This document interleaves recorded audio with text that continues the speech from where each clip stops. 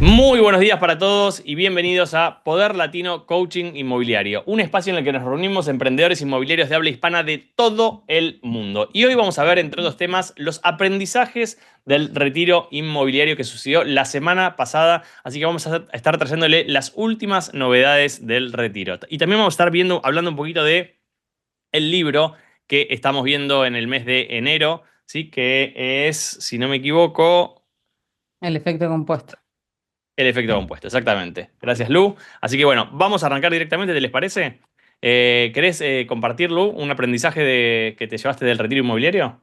Sí, algo que en realidad creemos todos que sabemos, pero que es importante reforzar y tenerlo todos los días en mente antes de empezar nuestro trabajo, y es no salir a vender. No, es importante, sí, conocer el producto, la cartera, las novedades del mercado, pero por encima de eso está conocer la necesidad del cliente, conocer a nuestro cliente, know your customer, saber cuál es la necesidad, qué es lo que necesita, entender bien qué ofrecerle, pero primero tenemos que entender en qué situación está, ¿no? Si quiere vender, si quiere comprar, si se está separando, se está agrandando, se está achicando, qué edad tiene.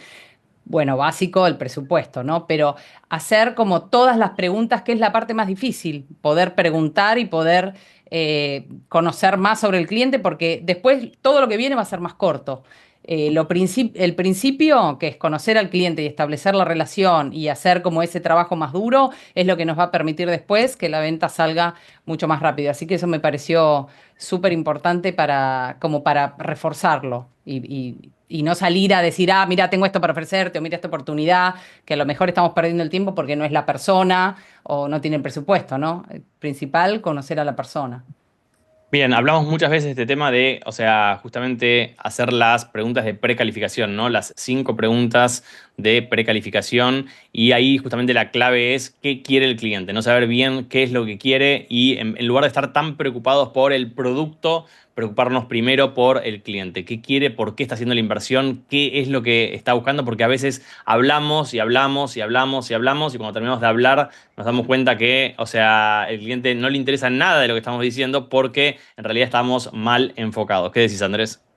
Sí, eso, que los primeros tiempos es de hacer justamente las preguntas de calificación, y más que hablar es escuchar y establecer la relación, porque en definitiva al cliente le va a comprar al que tiene mejor, a la persona con la cual tiene mejor relación. Entonces, los primeros tiempos son de establecer la relación, conocer al cliente, escucharlo y hacerle las preguntas correspondientes de precalificación.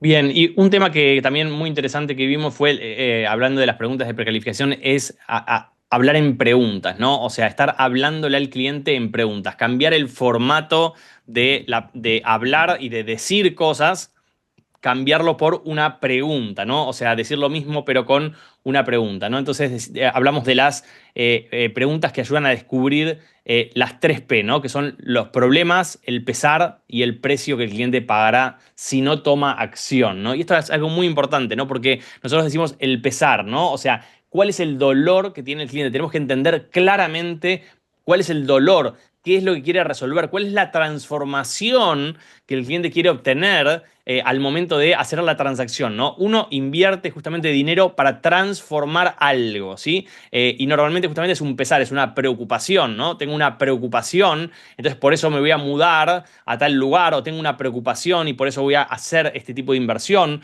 o tengo tal otra preocupación y por eso quiero achicarme o agrandarme, ¿no? Entonces, de acuerdo a esa preocupación, al pesar, nosotros podemos justamente entender bien qué es lo que necesita el cliente, ¿no? El precio que pagará si no toma acción. Eso es algo muy importante, ¿no? El precio de no tomar acción, ¿no?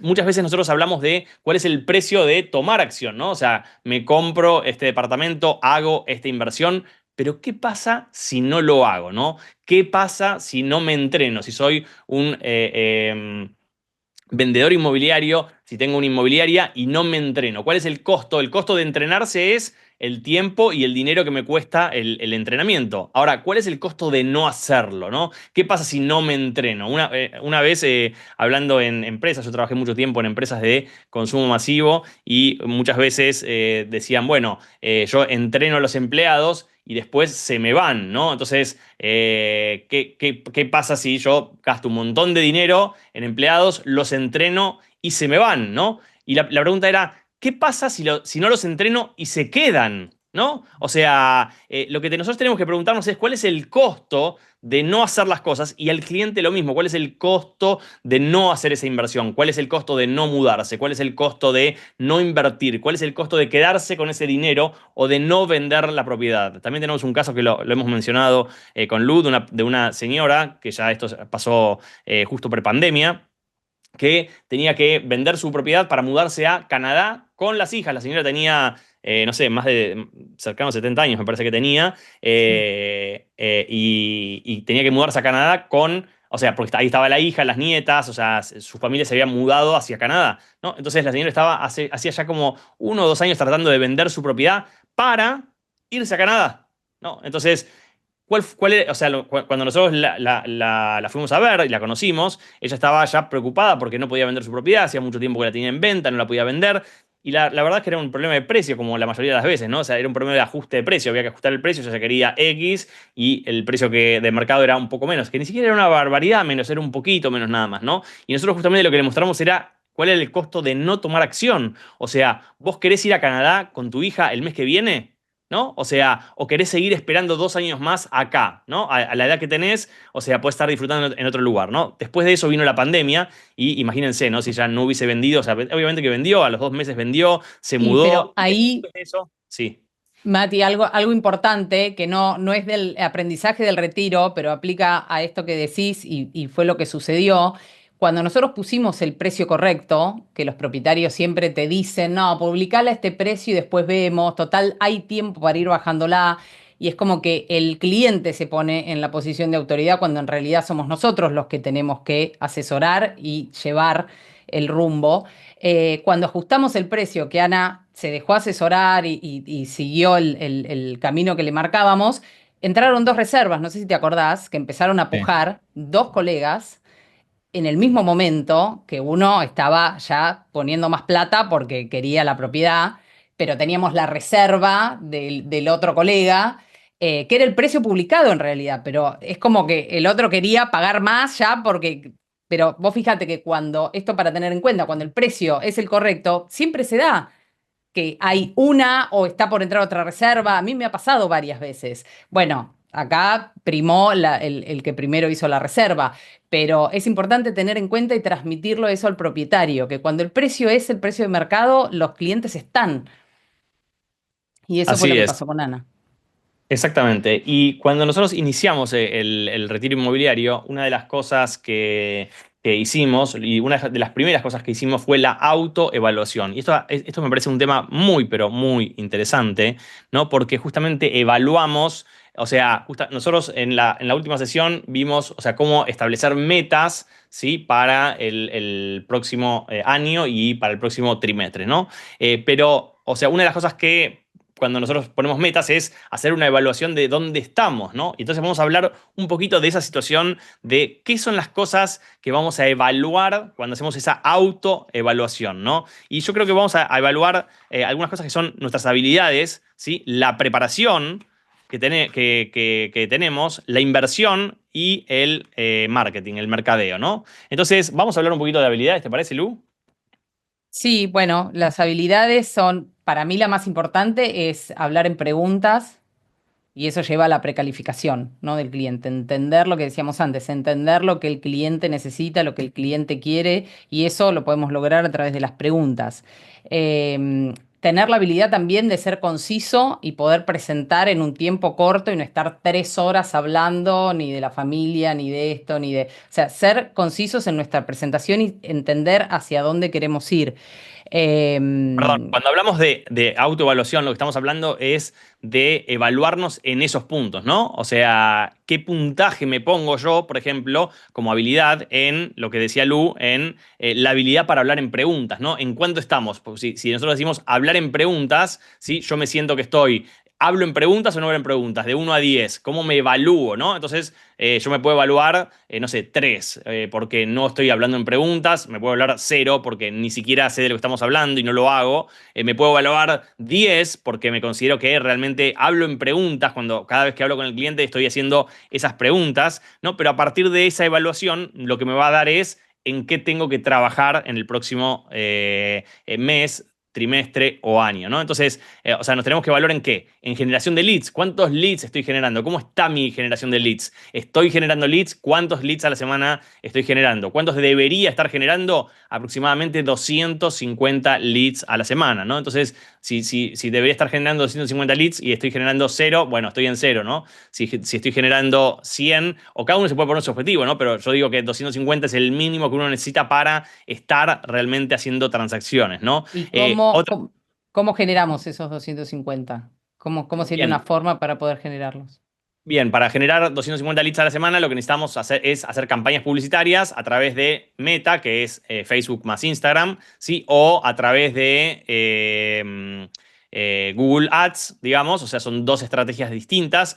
Pueden ser complementarias, podemos usar las dos, ¿sí? Pero lo que necesitamos hacer es justamente invertir en lo que sería la generación de leads. O sea, es generación, los leads son básicamente nuestros interesados, ¿no? Son las personas que a través de una publicidad tocan en la publicidad, dicen me interesa algo, me interesa vender mi propiedad, me interesa comprar una propiedad, me interesa saber más sobre los 5 errores que cometen los inversionistas al invertir en Miami. O sea es algún gancho que nosotros ponemos para que la persona, ¿sí? Por ejemplo, quiero obtener una tasación de mi propiedad, o sea, es un gancho para un propietario, ¿sí? O sea, son distintos formatos de publicidad que hacemos para que alguien toque, nos deje su nombre, teléfono, email, ¿sí? Y a partir de eso, entonces nosotros los contactamos y ahí vamos con justamente la precalificación. Y ahí nos evaluamos también en la habilidad de precalificación, las 5 preguntas de precalificación, cómo estamos en la precalificación. Estamos entrenados, sabemos las 5 preguntas, sabemos lo que tenemos que decir,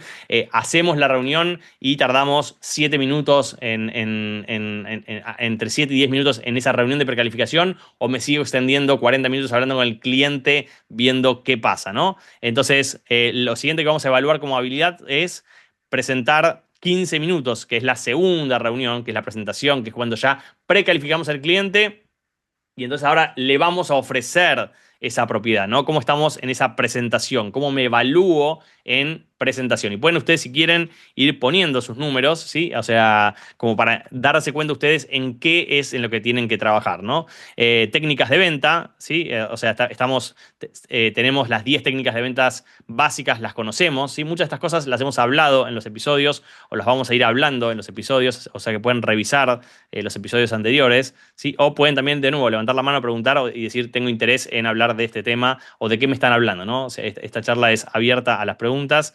También tenemos lo que sería manejo de objeciones, ¿sí? Conozco las objeciones de vendedores y de compradores. Es muy importante tener esa lista de objeciones de compradores y vendedores para justamente poder después, o sea, trabajar con el cliente y ya saber qué me va a decir y qué le tengo que contestar, ¿no? ¿Qué más dirías, Lu, que tenemos que hacer como autoevaluación? Vos hablaste también del tema de Bueno, de la habilidad de hablar en preguntas e sí, identificar las 3 P, que son el pesar, el precio y el el problema que problema. tiene el cliente. Otra cosa importante es el pipeline, entender que cómo hacemos el seguimiento, porque mucha gente diría que la minoría está para comprar ya, hoy o el mes que viene. Entonces, ¿cómo llevamos ese cliente que sería un call, que no está para comprar ahora, está para comprar entre 3, 6 o 9 meses? O quizá más, ¿cómo hacemos ese seguimiento? ¿Qué tanto lo contactamos? ¿Qué tan buenos somos en ese seguimiento? Y después las métricas, ¿no? Llevar los números de, bueno, cuántas conversaciones hicimos, cuántas presentaciones, cuánto llevamos invertido en las campañas. Bueno, los que son más ordenados a lo mejor llevan mejor eso. Y Se te Los que no, notó, se te va como agotando la voz cuando hablas de métricas. ¿Qué sentís? no es mi punto fuerte ese, el ¿Cuánto te tema evalúas en de... métricas? No, métricas no, uno. Uno. Uno o Bien. cero. Bien, entonces cada uno tiene que encontrar, ¿sí? De esto que hablamos, cuáles son, o sea, cómo nos evaluamos en cada una de esas cosas y eso nos va a dar justamente ese gap de para dónde tenemos que ir. Y vos, luego hablaste del pipeline, ¿no? Y cuando hablamos del pipeline, o sea, ¿qué estamos hablando cuando hablamos del pipeline, ¿no? El pipeline es básicamente es el grupo de clientes que tenemos en seguimiento, ¿sí? General, ¿no? Nosotros tenemos clientes que vamos a seguir ahora mismo y que le vamos a hablar por teléfono y que vamos a estar en proceso de hacer la primera reunión, la segunda reunión, la tercera, o sea, vamos a estar en el proceso de venderle. Pero va a haber un grupo grande, muy grande de clientes que van a ser esos clientes que por ahí no están listos todavía para comprar, pero sí están justamente en el interés. Y esos clientes son lo que la mayoría de los vendedores inmobiliarios lo que hacen es los descartan, ¿no? No estás para ahora, entonces te descarto, llámame después. Bueno, ese llamame después en realidad lo que debería hacer es entrar a nuestro pipeline, que es una lista justamente de clientes que lo ideal es que estén en un CRM, ¿sí? ¿Para qué? Porque ese pipeline lo que voy a hacer es estar mandándoles email marketing, los voy a poner en mis redes sociales, los voy a alimentar de forma automatizada, los voy a invitar a mis webinars, ¿sí? Los voy a invitar a eventos, los voy a invitar a distintas cosas, a esos clientes, pero no los voy a invitar de a uno, no voy a estar llamándolo yo diciéndole hola. O sea, por ahí lo llamo cada tanto, por ahí me programo para decir, bueno, cada 90 días voy a llamar y le voy a preguntar, hola, ¿pudiste vender tu propiedad? ¿Tenés el dinero para seguir avanzando? No, listo, pum, sigue ahí, listo. Pero voy a estar, o sea, haciendo algo en forma más automatizada, ¿no? Entonces, justamente el pipeline lo que nos permite es visualizar el progreso de nuestros clientes, identificar oportunidades, ver quiénes, por ejemplo, en mi pipeline yo lo que hago es, cuando me quedo sin leads o sin gente para llamar o lo que sea, digo, a ver, quiénes son los de mi pipeline que abrieron más los emails, ¿no? Entonces el que está abriendo permanentemente el email es porque algún interés evidentemente tiene, ¿no? Y, o sea, el pipeline también me permite no empezar de cero, o sea, tener siempre alguien con quien hablar, ¿no? Entonces, justamente lo que nosotros tratamos es de convertirnos en una celebridad para ese pipeline del que estábamos hablando, ¿no? Y antes de ver, quería algunos puntos, Andrés, del tema del libro, pero antes de ver eso, algo que me pareció muy, pero muy interesante es agendar tiempo para pensar, ¿no? Eso es algo que nosotros vimos en nuestro retiro, ¿no? Y nos pareció a todos como agendar tiempo para pensar. Sí, sí, sí, agendar tiempo para pensar, agendar un tiempo en el día, ¿sí? Una hora, media hora, de lo que cada uno considere como tiempo para pensar. ¿En qué? ¿No? En este retiro inmobiliario estuvo mi hija, Sofía, que cumple ahora 16 años, sentada al lado mío, entonces y cuando dicen tiempo para pensar, me mira y me dice, pero ¿para pensar qué, pa? Entonces, básicamente, tiempo para pensar, bloquear para reflexionar justamente estratégicamente en para dónde estoy yendo, para pensar en qué quiero hacer, para pensar en cuáles son las cosas que tengo que mejorar, que tengo que desarrollar. O sea, darle ese tiempo de pensamiento en el día para salirme justamente de esa situación del automático. ¿Qué decís, Andrés? Bien, que eso es parte de lo que yo llamo la visión y que es el segundo hábito de los 7 hábitos altamente efectivos. La visión es lo que quiero ser en el muy, muy, muy, muy largo plazo, que en el fondo ya lo soy, simplemente es una paradoja donde aprendo a conocerme. Pero cuando uno trabaja con eso, después trabaja con el tercer hábito, que es primero lo primero. Y eso significa, en otras palabras, ¿qué voy a hacer importante esta semana en relación a mi visión? Que mi visión uno la piensa en 10 años, no en 1, en 2, en 10 años. Entonces, semana a semana tengo que hacer algo importante, porque si no hago lo importante, en el fondo estoy con las cosas que no son importantes, que son urgentes, pero no son relevantes. Y eso es clave.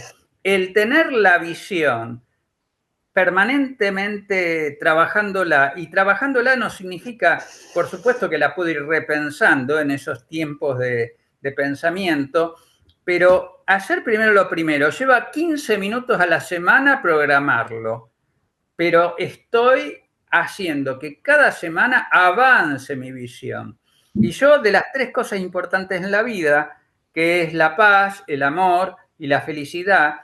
El ser lo que uno quiere ser, eso lleva a la felicidad. Y ese ser también es el que en definitiva atrae todo lo que uno quiere en la vida. Y si uno quiere vender, atrae a la gente. ¿Por qué? Porque si yo soy la persona que quiero ser, soy segura, soy confiable. Y todo eso, en el fondo, ¿a dónde nos lleva? Bueno, a generar relaciones adecuadas, somos confiables, tenemos la mejor relación, y aunque parezca que esa persona consigue una propiedad en otro lado, se la vamos a vender nosotros, porque va a venir a nosotros porque confía en nosotros. Bien. Y en relación, esto relacionado con justamente el efecto compuesto, acá es donde está el tema de los hábitos, que esto lo marca fuertemente Darren Hardy, el ir generando los hábitos, y para eso también yo lo hago en forma diaria, tengo las cosas donde necesito generar hábitos, donde ya los tengo no necesito ponerlo porque ya funciona automático. Nadie a lo mejor se cuestiona a la mañana levantarse y en un determinado horario. Nadie se lo cuestiona porque ya es un hábito. Si es un hábito, está bien. Ya es hábito, no lo necesito poner ahí. Pero hay nuevos hábitos que necesito generar. En todas las cosas que ustedes mencionaron para evaluar, bueno, ¿dónde estoy bajo?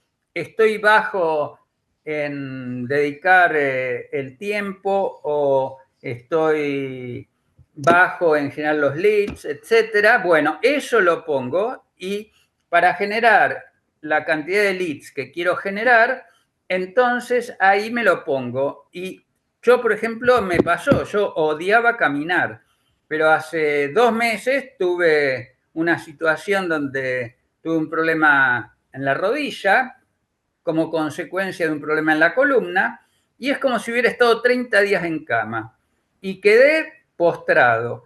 Entonces, para recuperar eso, la única manera era caminar. Y entonces me lo puse y 45 minutos por día religiosamente y después 20 minutos de elongaciones. Y hoy, 2 meses después, estoy igual o mejor que antes, porque de odiar caminar, ahora es un placer. Y ahora ya salgo a caminar. A veces caminé lo estipulado, pero vuelvo a salir a caminar porque ya me gustó. ¿Por qué? Porque sé que haciendo eso estoy mejor. Y hoy, yo vivo en un piso 11, subo una vez por día por la escalera. Wow. Y subo a la cochera que está en un tercer piso a escalón doble una vez por día. Y todo Bravo. bien. Ah, ¿Y eso 11 por pisos. qué? Porque yo quiero estar saludable. Y si yo quiero estar saludable, me di cuenta de que eso que odiaba era justamente lo que me iba a permitir estar saludable. Y yo tengo un poquito más de 20 años, no sé si sabrán, pero aunque no parezca, tengo un poquito más de 20. Y bueno, estoy entrando en el cuarto de siglo. Bien, Muy bien, excelente. Andrés, Bueno, felicitaciones. No, no La sabía verdad eso. que La verdad sí. que 11 Sí, es pisos. un ejemplo. Bueno, pero bien, es que si no lo haces, ¿qué vas a promover? También. bien, acá Si justamente, no podés enseñar lo que no sos capaz de hacer. Yo lo viví eso en la docencia. Yo, bueno, hasta el año pasado era docente y empecé, qué sé yo, como a los, ni me acuerdo ya, a los 40. Y claro, al principio desesperado, porque las primeras, para dar 3 horas de clase tenía que estudiar toda la semana como 4 horas por día. Me mataba y iba a la clase con una bombacha de goma. Y con suerte podía repetir lo que tenía que dar. Claro, a medida que fui generando el hábito, ya después podía dar clase todos los días y no está, prácticamente no necesitaba estudiar más allá que soy una persona inquieta y como persona inquieta, bueno, siempre agrego cosas nuevas terminé siendo de alguna manera alguien que desafiaba a los alumnos permanentemente. Como decía una directora, primero me odiaban y cuando terminaban de cursar y aprobaban, me amaban. Y no sabía cómo sucedía eso. ¿Por qué? Porque de alguna manera la persona que yo era y soy, bueno, busca el desafío y busca mejorar. Entonces, como busca lo mejor para todos, los que te rodean, también para mis alumnos, que al principio lo padecían, pero cuando lograban las capacidades que yo pretendía que logren, claro, estaban felices. Bien, acá lo importante o sea, ponerse incómodos, ¿no? Nosotros hablamos muchas veces del crecimiento, que es si no te estás poniendo incómodo, no estás, o sea, Y yendo atravesar el dolor. Sí, y ir justamente esa situación de que uno dice evito, evito, evito, evito, evito, evito, porque no me gusta, porque me duele, porque me hace sentir incómodo, pero justamente nosotros no estamos avanzando porque no estamos enfrentando esa situación puntual, ¿no? El Lu, pesar, el atravesar el dolor. me gustaría, Lu, si querés seguir con otro aprendizaje del retiro inmobiliario. Sí, y me parece que se conecta con esto justo que decía Andrés, que es el tema del hábito, y uno de los aprendizajes que nos dejó el retiro es la importancia de practicar. Todo al principio es duro, empezar a hablar de cero con el cliente es duro, empezar a conocerlo es duro, empezar a adquirir el hábito es duro, hasta que si nosotros nos formamos en esa práctica constante, nos vamos a sentir cada vez más seguros, va a salir todo, o sea, cada vez más fluido, nos vamos a sentir cada vez más fuertes, cada vez más seguros para hablar con el cliente. Entonces, la importancia de la práctica, ya sea en las conversaciones, en estar con el cliente, en las presentaciones, me parece que es clave. No Bien, o sea, abandonar eso. cuando nosotros practicamos, estamos desarrollando nuestras habilidades, ¿no? Y cuando hablamos de practicar, ¿sí? Estamos hablando, en el caso nuestro específico, estamos hablando de practicar justamente las conversaciones con los clientes. Lo que nosotros tenemos que practicar es cómo nosotros estamos haciendo para llevar a cabo una venta. Entonces, ¿qué tenemos que practicar justamente? O sea, estoy mirando acá la autoevaluación, ¿no? Tenemos que practicar las 5 preguntas de precalificación. Las tenemos que practicar significa que las tenemos que hablar con alguien, ¿no? Puede ser un colega, puede ser una persona de la oficina, puede ser nuestro hijo, nuestra esposa, nuestro esposo, quien sea, ¿sí? Donde uno actúa de vendedor y otro actúa de cliente, ¿no? Entonces, practico las 5 preguntas, practico la presentación, cómo le presento la situación. Practico las objeciones, ¿sí? Me listo cuáles son las típicas objeciones que me dicen los clientes y practico qué le respondería cuando me dice esa situación. Practico también las técnicas de venta, o sea, cómo hago para ir llevando al cliente o para cerrar el cliente. Practico mi habilidad de hablar en preguntas. Practico cada una de las cosas que tengo que hacer o practico la presentación de un producto específico. Entonces, practicar es muy importante para que cuando nos toque el momento estemos listos para hacer ese cierre. ¿Qué decís, Andrés? Sí, y como me sucedió a mí en la docencia, eso que mismo decís, al principio ese practicar significa algo que requiere esfuerzo, pero una vez que lograste el momentum, como dicen el efecto compuesto, eso ya va solo, va por inercia, ya es lo que digo, lo sacaste de ese listado diario que tenés que generar el hábito, ya lo generaste y empieza a suceder automáticamente. Bien, y otro tema que aprendimos es la observación y la toma de acción masiva, ¿no? Tuvimos un invitado especial fue Don Francisco, para los que no conocen, es un showman, digamos, que tiene ya, no sé, más de 50 años en la televisión en Miami. Y don Francisco justamente me mencionó cómo la curiosidad de observar, o sea, de ver qué está pasando, de ser curioso, ¿sí? Y luego de ver cuál es el problema del cliente, cuál es ¿cómo se llama esto? La oportunidad en el mercado, tomar acción masiva, ¿no? Tomar acción masiva significa poner todos los cañones apuntando hacia ese lugar y a actuar hacia la oportunidad, ¿no? Entonces, es muy importante esto de tomar acción masiva, ¿no? Es no ir de a poquito, sino que decir, bueno, voy a hacer esto y le pongo toda mi intencionalidad. Porque cuando vamos de a poquito, lo que va pasando es que los resultados también vienen de a poquito, ¿sí? Y muchas veces terminamos en el camino frustrados, ¿no? También hablaba de la relación con el cliente debe ser intencional, ¿no? O sea, justamente cuando nosotros hablamos con el cliente y contactamos al cliente, debemos tener un objetivo concreto, ¿sí? Esto de no hablar por hablar, esto de no estar hablando porque sí o diciendo cosas porque simplemente se nos ocurrió, ¿no? O sea, cada palabra que ponemos en una charla con un cliente tiene que tener un objetivo concreto. Y algo que me gustaría. Identificar, me parece, identificar la necesidad del cliente, ¿no? De eso se trata.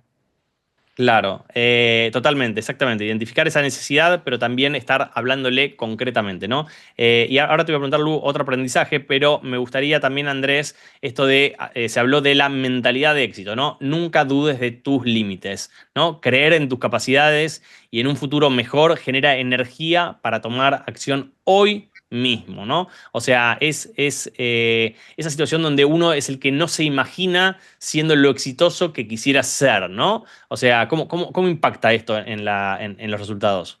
Totalmente. Lo que creas, lo creas. Y si tenés, como yo lo llamo, basura mental, que eso lo hemos visto en otros libros, que de alguna manera tenés creencias negativas respecto, por ejemplo, al ser abundante, bueno, eso ya de por sí es un límite, el crecimiento. Y si tenés un límite al crecimiento, tenés techo. Y uno puede crecer sin límites. No hay límites para crecer. Y eso, para eso, mi trabajo es sacar la basura mental, sacar las creencias que te limitan. Es determinante. Y eso lo hemos visto en algún libro, que va, más de un libro, pero esto de las creencias limitantes es tremendo. Bien, y para cerrar, Lu, un último aprendizaje de este retiro. Tuvimos muchos más aprendizajes, posiblemente sigamos con todos estos temas en las próximas semanas, pero quisiera un último aprendizaje como para cerrar la Este es sesión. te diría que es de los que más me gustan porque me ha dado buenos resultados, comprobado, y es construir un repertorio de historias, ¿no? Como contar al cliente qué le pasó a otro cliente, una historia de éxito. En este caso, bueno, por ejemplo, lo que contamos de Ana, pero algo similar, o un cliente que tomó la decisión en el momento correcto, tomó esa oportunidad, se arriesgó o pidió ese dinero que le faltaba y hoy ganó un montón de plata, porque la propiedad sale mucho más, pero porque tomó acción en ese momento. Entonces, mostrar que lo que estamos diciendo tiene como un soporte, que alguien lo hizo, que a alguien le fue bien, que alguien confió en nosotros, que nosotros pudimos hacer esa venta y que en definitiva también nos estamos construyendo como autoridad. Y lo más importante, conectamos emocionalmente con el cliente, porque eso nos acerca mucho a la persona, decir, mirá, esto se le dio a esta persona, se te puede dar a vos. Y en definitiva, después de ahí tenemos un testimonio y la persona queda contenta y después nos refiere y es todo como una cadena de valor positivo para el cliente principalmente, pero para nosotros también. Entonces, tener esas anécdotas para compartir con los nuevos clientes me parece que es muy lindo. Bien, y muy importante es justamente tener esas anécdotas, pero no solamente decir, bueno, sí, después la cuento, sino justamente es esto que hablamos antes de practicarla, ¿no? Porque no es lo mismo una historia contada con los acentos donde van, con el color y con la tonalidad en el lugar que va, con la emocionalidad llevada hacia el lugar que corresponde, que una historia contada así nomás, ¿no? No es lo mismo que yo cuente un chiste que lo cuente un humorista destacado, ¿no? O sea, cuando lo cuenta el humorista te va llevando y te matás de risa y lo cuento yo y sé que me quedan mirando como diciendo qué pavada este chiste que estás contando, ¿no? Entonces es importante justamente tener esas historias, justamente la historia de el que invirtió en Miami le fue exitoso, el que compró de Pozo, de preconstrucción, el que compró y invirtió en, no sé, en una unidad usada y la remodeló, el que invirtió, o sea, distintas formas, ¿sí? O el que iba a vender, justamente lo que les decía antes, la persona que tenía que vender no vendía, pero tenía un objetivo y no lo podía cumplir y lo cumplió, o sea, todas esas historias las tenemos que tener armadas, ¿sí? Pero además las tenemos que tener practicadas para poder justamente contarlas una y otra vez y cada vez llevar al cliente en esa historia. Y justamente don Francisco demostró con cómo sus historias fueron cautivando a la audiencia. No sé si Andrés querés agregar algo más. Sí, justamente esto de las creencias limitantes y en relación a lo que vos dijiste de esta mujer, también a mí me sucede que, bueno, yo atiendo gente que realmente tiene actitud para desarrollarse. Si no tienen la actitud, elegantemente creo las condiciones para que deje. Porque yo quiero que las personas que trabajan conmigo tengan resultados. Y en este sentido de las creencias limitantes, hay gente que no tiene el dinero para pagarme las sesiones, pero cuando yo veo gente que tiene actitud, le propongo, ¿me las pagás? Yo confío en mí, tengo la confianza de que si vos haces el trabajo que tenés que hacer y te veo la actitud, vas a lograr tener la abundancia. Entonces me las vas a pagar en un futuro al valor de la sesión en ese momento. Y hay gente que ha trabajado un año sin pagarme una sesión y después me las paga. Y tengo un caso de que las sesiones de un año me las podría pagar con un mes de lo que gana hoy. Excelente, espectacular. Bueno, con esto vamos entonces a cerrar nuestra sesión del día de hoy. Gracias a todos por conectarse. Nos estamos viendo entonces el próximo lunes con más Poder Latino. Cosita más, Sí, que termina enero, supongo que cambiamos de libro, y sí, si cambiamos de libro pasaríamos, ya que estamos en evaluaciones, pasaríamos a un libro de evaluación, que sería Piense y hágase rico de Napoleon Hill. Así perfecto. ampliamos las evaluaciones y sabemos por dónde tenemos que ir. Bien, me encanta, gracias por ese comentario y nos estamos viendo entonces el próximo lunes. Chau, chau, nos vemos. Chau, chau. Chao.